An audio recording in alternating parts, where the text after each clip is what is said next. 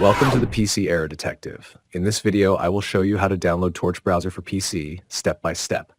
If you find this tutorial helpful, please subscribe to the channel for more troubleshooting tips and guides. Step 1. Open Google Chrome on your computer. This will be the browser we'll use to download Torch Browser. Step 2. In the search bar, type filesole.com and press enter.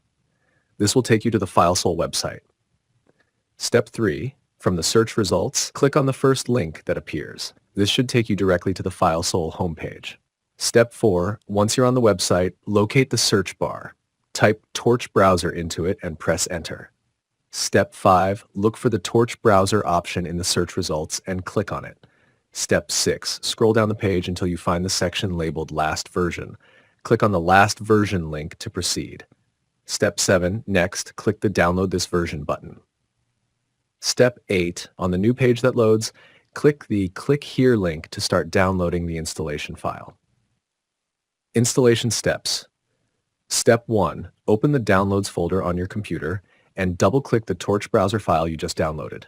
Step 2. When the system prompts you with a confirmation, click Yes to allow the installation to proceed.